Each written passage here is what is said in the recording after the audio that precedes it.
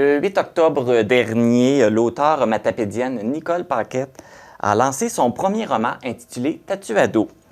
J'ai le plaisir de la recevoir en studio là, pour parler de ce beau projet. Bonjour Nicole. Bonjour. Ça va bien?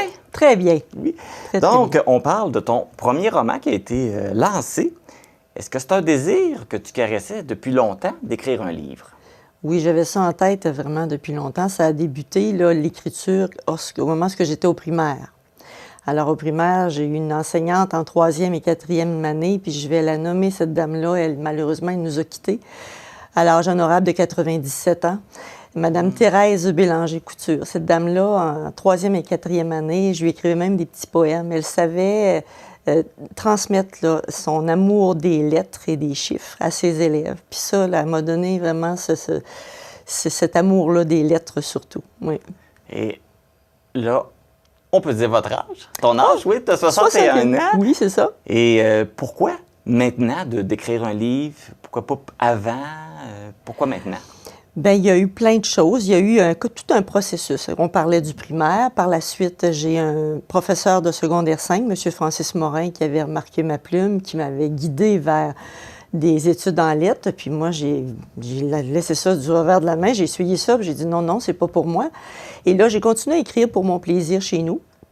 Puis la vie a fait que je me suis retrouvée à travailler à la maison funéraire à Amqui, maison Georges Fournier-Fils, où j'ai écrit pendant 2 ans des chroniques. Ça l'a fait encore grandir davantage mon envie d'écrire.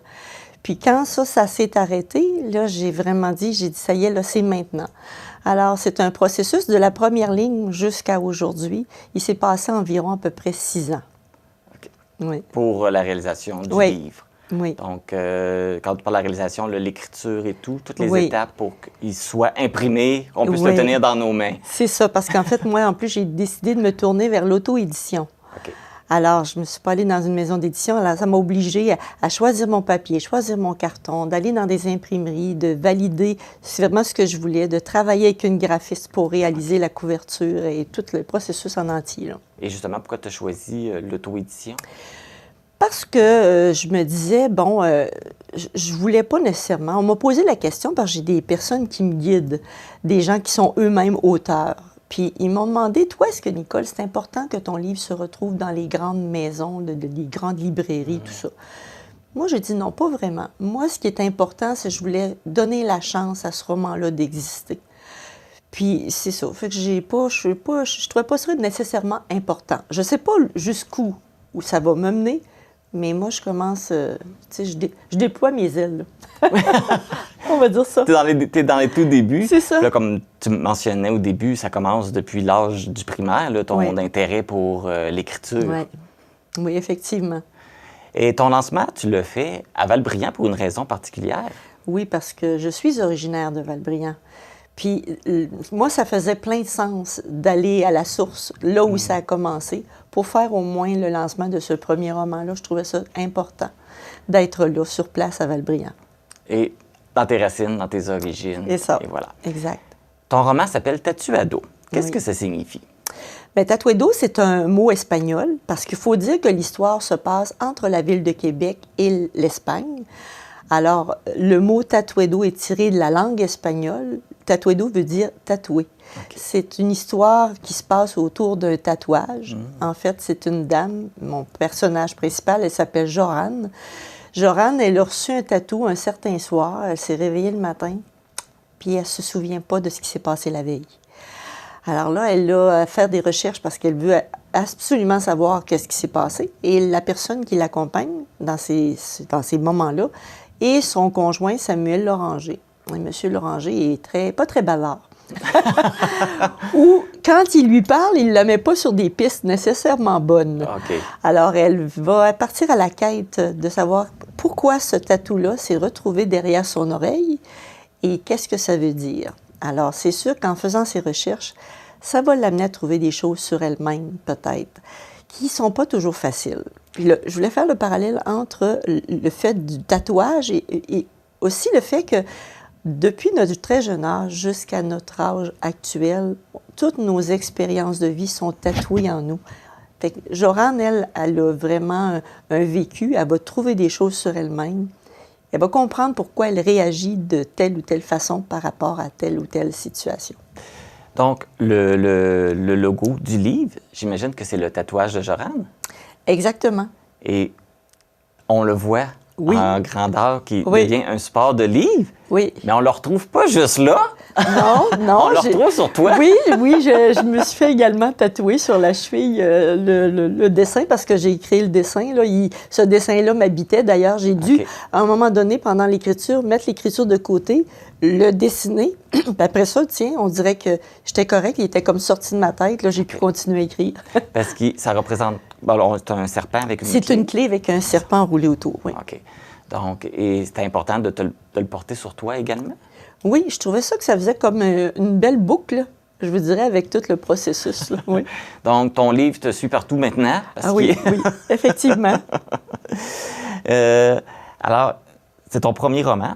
Est-ce que tu as l'intention d'en écrire d'autres?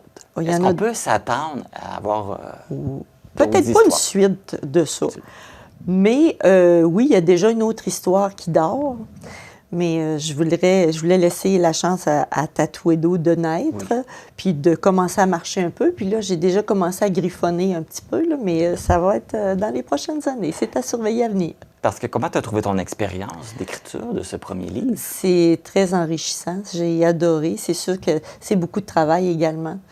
C'est parce que moi, je suis encore sur le marché du travail. J'ai quand même 2 enfants, 4 petits-enfants et beaucoup d'amis. J'ai mon papa encore que j'aime bien visiter. Fait que c'est sûr que ma famille également. Fait que c'est sûr qu'il reste des fois moins de temps. Et je ne suis pas une personne qui se lève la nuit pour écrire comme certaines personnes parfois le font. Moi, je dors plus la nuit. Alors, c'est dans les autres moments où je me retrouve là, à pouvoir m'adonner à l'écriture. Oui. Ça devient une activité à temps perdu, un petit peu de temps. Je prépare ma retraite. Mais ça va être une belle activité à ta retraite, oui. peut-être d'écrire d'avoir plus de temps pour écrire. Exactement. Et créer des histoires. Et qu'est-ce qui t'inspire? Sur quoi tu t'inspires pour écrire? Moi, je dirais, j'aime beaucoup au niveau tout ce qui touche les valeurs humaines.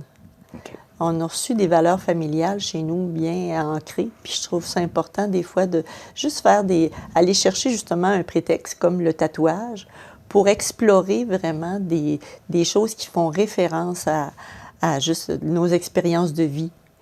Je trouve que il y a beaucoup de choses à dire, je pense, là-dessus. Et là, les gens qui veulent te rencontrer et même acheter ton livre vont pouvoir le faire. Tu vas être au Salon du livre de Rimouski. Oui, exactement. Les 2, 3, 4 et 5 novembre prochains, je vais être au Salon du livre à Rimouski et également, je vais être au marché de Noël qui va se dérouler au Camp Sable Chaud les 11 et 12 novembre également. Donc, à surveiller. Exact. Nicole Paquette, merci beaucoup. Bien, merci. Puis je te souhaite beaucoup de succès avec ton livre. Merci beaucoup. Merci de m'avoir reçu. Merci. Pour vous procurer le livre Tatouado ou avoir plus d'informations, vous pouvez contacter l'auteur au numéro 88 629 5142 ou par courriel à l'adresse Nicole Paquette, auteur@hotmail.com. Bonne lecture!